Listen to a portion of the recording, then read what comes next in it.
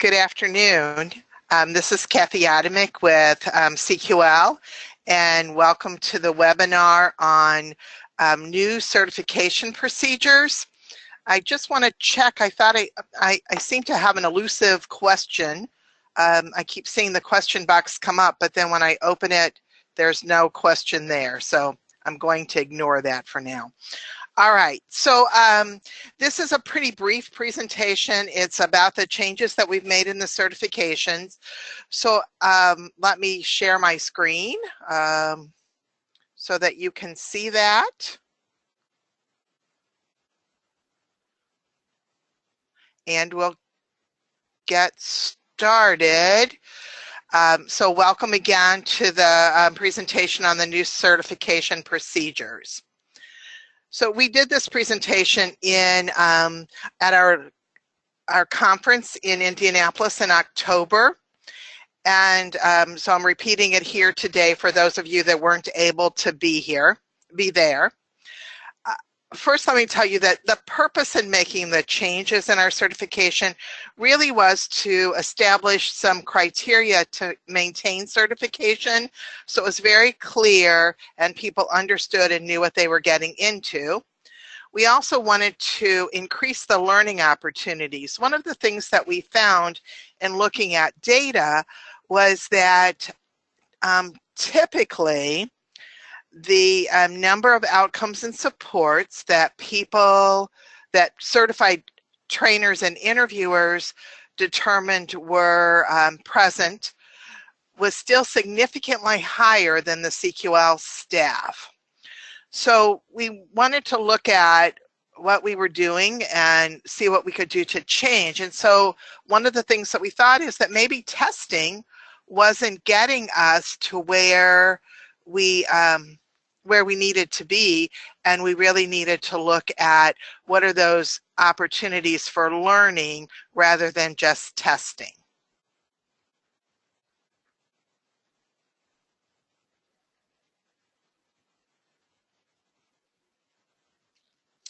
Okay, it appears that we're having a little technical difficulty. I don't know what I can do differently. I will try to hold the mic closer to my mouth and see if that makes a difference. Sorry for those of you that are experiencing that. And then we also wanted to extend the certification term from 1 year to 2 years, and we'll talk about that some more in a minute, okay?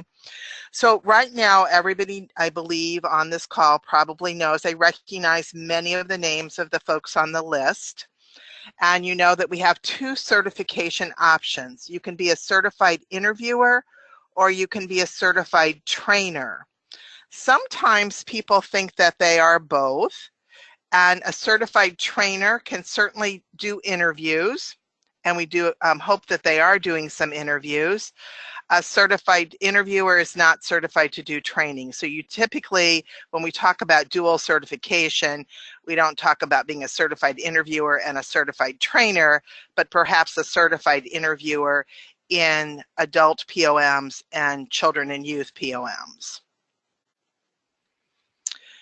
The other thing that's important to know is that only CQL staff can designate people as certified interviewers or trainers.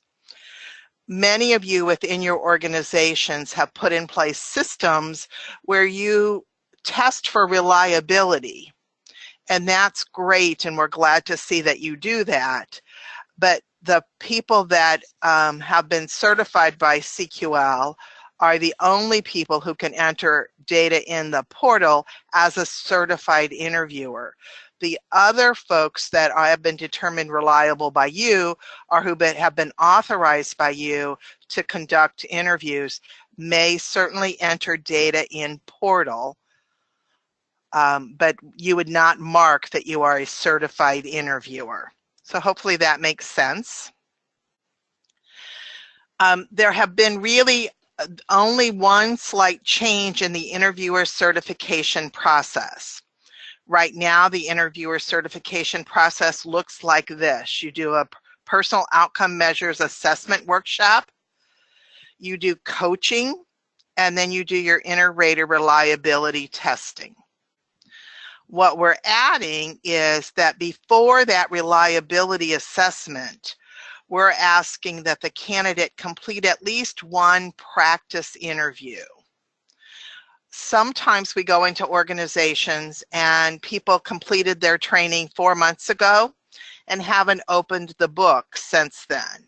So we think it's really important for you to practice before you do the testing. So you have two options for that.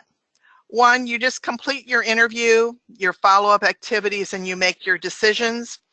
And then you come to the coaching interview and you're prepared to share your decisions and why you made those decisions, and ask any questions that might have come up about what other questions you might have asked to get more information.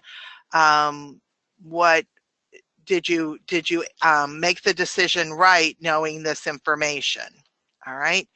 Or you might complete an interview, follow-up activities, and make decisions with the CQL staff.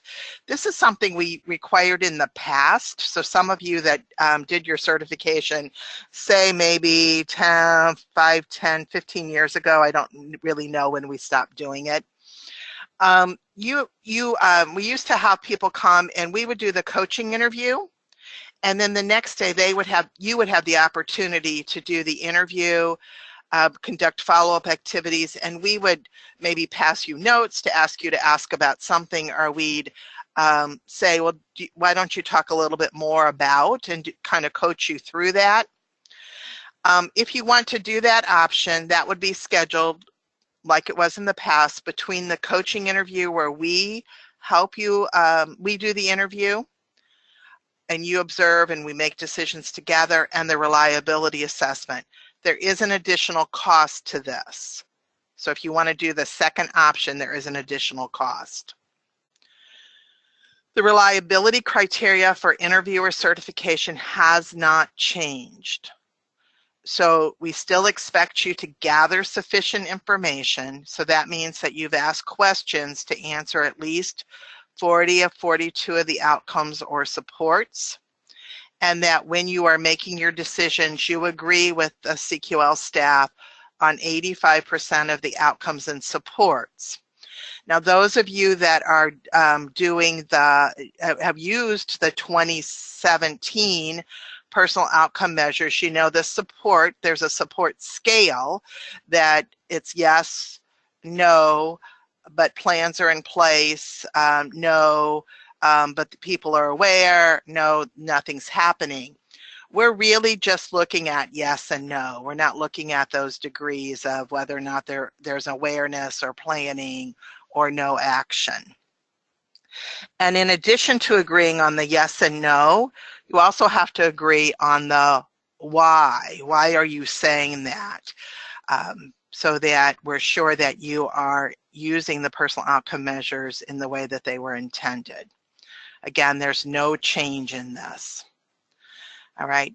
The other changes in the past, you haven't necessarily, the certified interviewer has not necessarily signed an agreement, but we will ask you to sign an agreement now, and the agreement will include the requirement that you need to do to maintain the certification and the term of the certification. The certified interviewer is able to complete personal outcome measures interviews.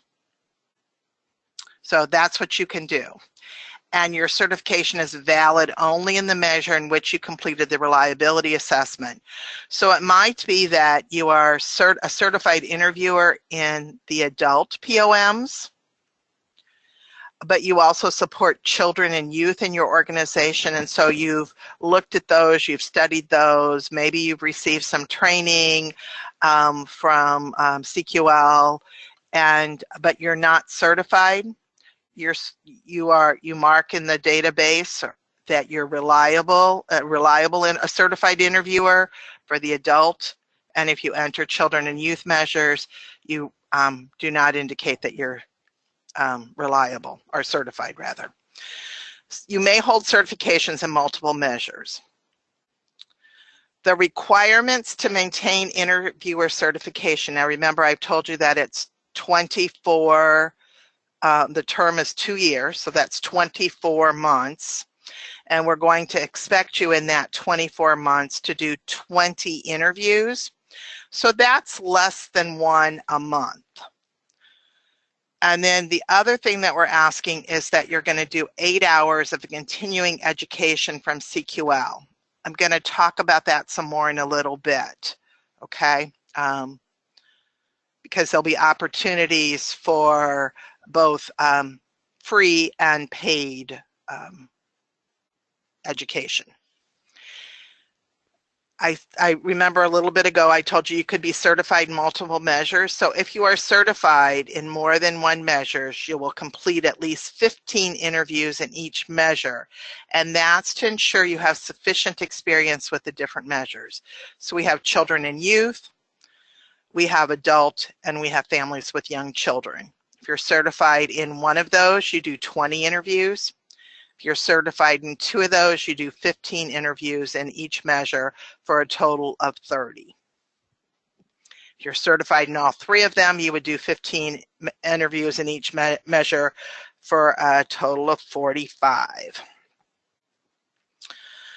Okay, so now I'm going to move on to certified trainer. So when you're a certified trainer, nothing really has changed in this process. Still phase 1 is you participate in the workshop, you observe a workshop. Phase 3 is you complete reliability, and phase 4 is you facilitate a POM workshop. The criteria for you to be successful is that you have to participate.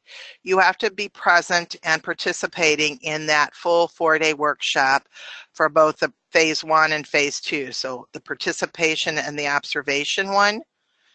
And then you do your reliability assessment.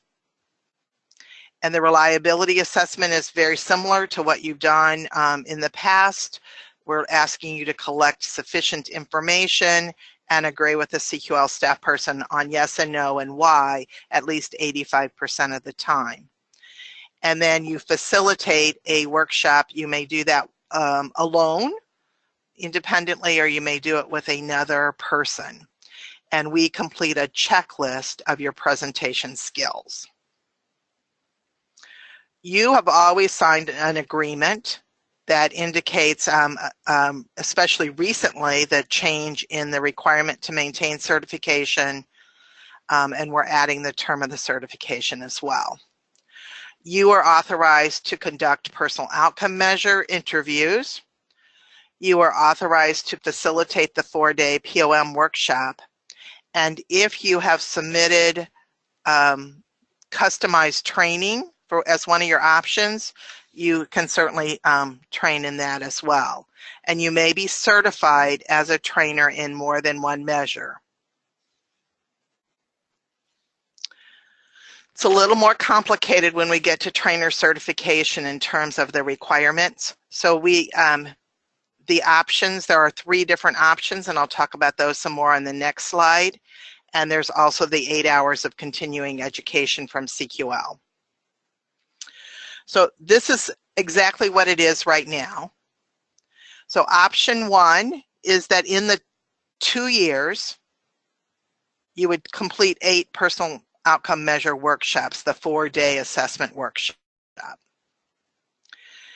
Or you can do option 2, which is 4 POM workshops in the 2-year period, plus 16 interviews using the POMs. Then option 3 is that you would do 4 POM workshops, 4 POM interviews, and 12 days of customized training. So really what we've done is just double what the current requirements are. If you are certified in multiple measures, then the requirements increase. So if by some chance there are people on this call who are certified in 2, they are certified perhaps as an adult POM instructor and as a children and youth POM certified trainer, you would do 8 in the year, which is the same option that you have if you're certified in 1, but you'd have to do at least three in each measure. In option 2, you would do 2 in each measure and 8 interviews in each measure. And for option 3, you would do 4 workshops, 2 in each measure, 4 interviews, and 12 days of customized training. Okay. And again, the idea behind this is that we think it's really important for you to maintain your skills and practice your art. I think probably everybody heard me say that the certification term up until November the 1st was 1 year. Beginning with certifications completed after November 1, it will be a 2-year certification term. One of the changes that we're putting in place is that certification will end exactly 2 years from the date of certification. So if you complete, so for some of you that means that we're not going to go back to those of you that have been certified for 10 years. I'm not going back and looking 10 years ago, what date was your certification. We'll look at your most recent recertification. So if you were recertified in January of 2017, perhaps on January the 5th, your certification will be due on January the 5th, 2018. And then 2 years from then on January the 5th, 2020. It's a good thing we didn't make it 3 years. It would have made it much harder for me to add. And what we're trying to do is look at making sure that it's consistent and it's fair. So if you complete your recertification early, because some people like to do that, say that one of my colleagues is due in October and mine's not due till November, I will redo mine in October. But if the person in October does it late, the expiration date doesn't change. So let me explain that again and show you on here. So initial certification, let's say, is March 17th, 2018. So the recertification would be due on March 17th, 2020. So let's say that I decide to do it early. And so I do it in February of 2017. My expiration date will be March the 20th, 2022. Seems like a long time from now. If I do it late, say that, March isn't a good month for me and I end up doing it late and I don't do it till April, my certification will still expire on March the 17th, 2022. Okay. In the past, we haven't worried much about lapse certifications, but we're going to pay more attention to that. And so certification will lapse the last calendar day of the month following the expiration of the certification. So trying not to complicate it, but make it really fair. So if you get certified on March the 17th of 2018, you're absolutely in good standing until April 2020. So you have that kind of grace period. However, if your certification lapses and you aren't recertified by the last day of April 2020, then you have to immediately stop referring to yourself as a certified interviewer or trainer. And the data that you enter into Portal will not be considered reliable. It may be reliable, but we can't consider it reliable because you are no longer certified. But good news, you can come back into good standing and you simply have to complete additional training. And what will happen is you will be referred to me and we'll have a conversation about what's going to work and kind of how long it's been.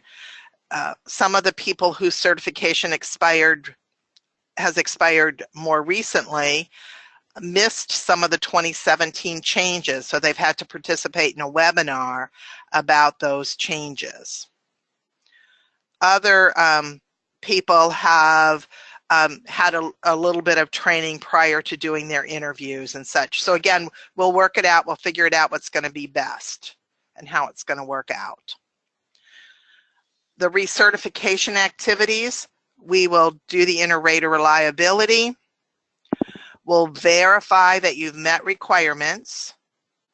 So we're going to look and see, have you done your interviews? Have you done your training? Have you participated in educational opportunities?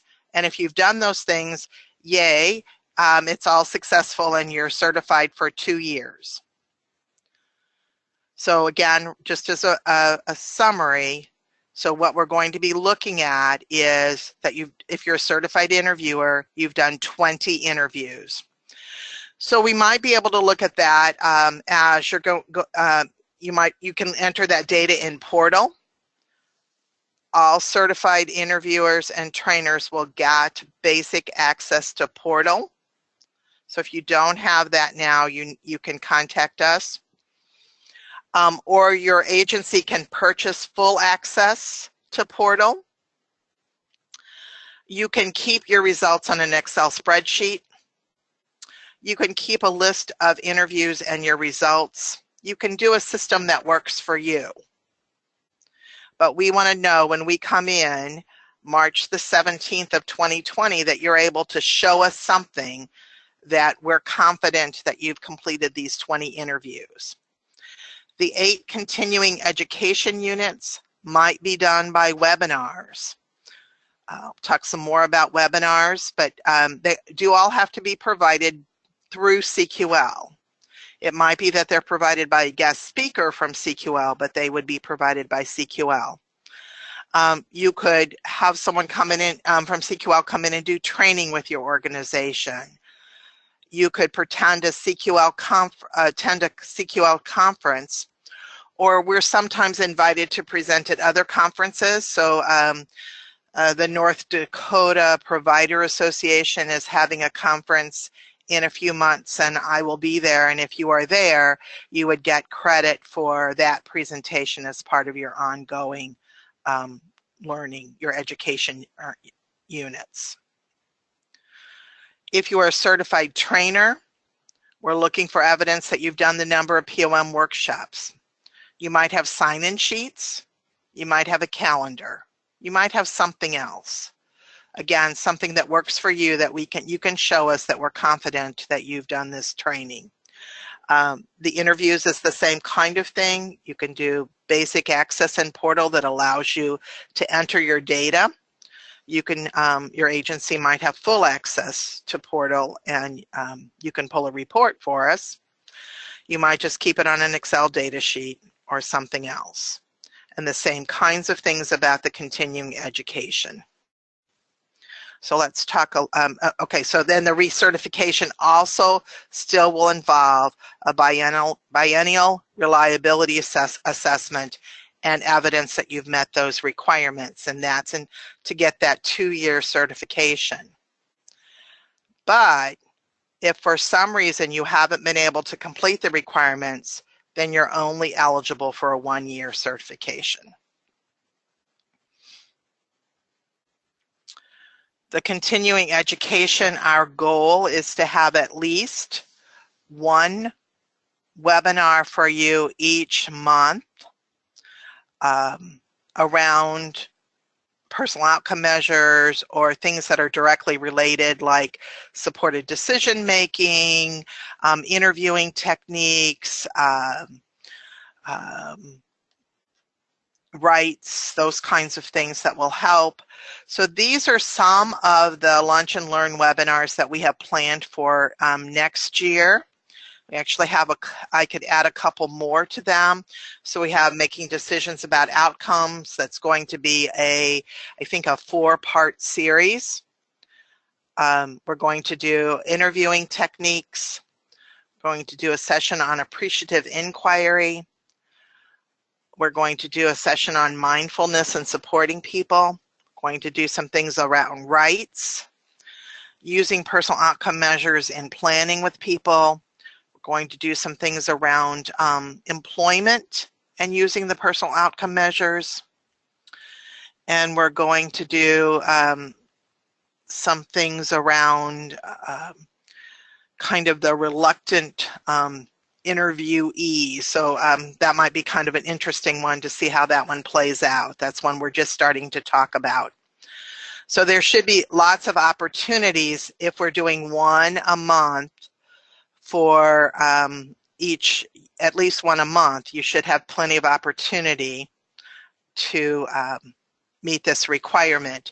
You can also, we typically record them, and they are available on our website, and you can listen to them on as a recording as well. If you go into CQL's website, you'll see our training menu, and we have many one-day sessions around community, listening to people, again, around appreciative inquiry. Obviously, a webinar is a very small piece of the one that you would get if you had us come in and do this.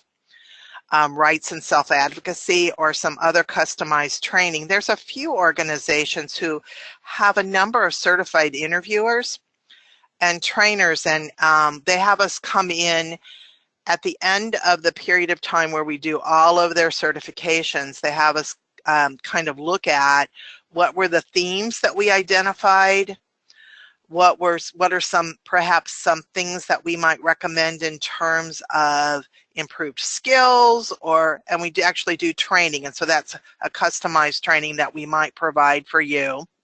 Of course, these are all for a fee, but they work, as well as our biennial CQL conference. And if you would go to any of our regional conferences, we 2 years ago we just had one, and it was in North Carolina.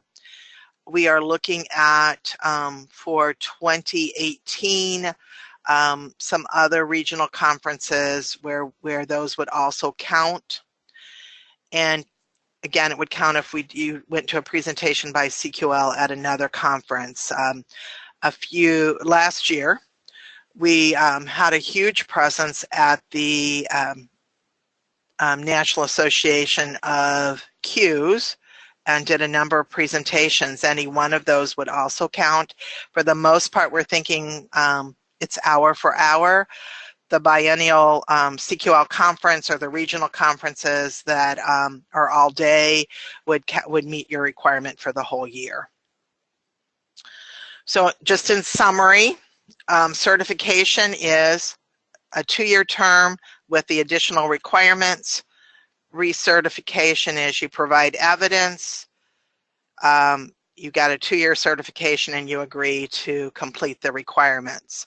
Remember, if you're not able to provide that evidence, you're only eligible for a 1-year certification.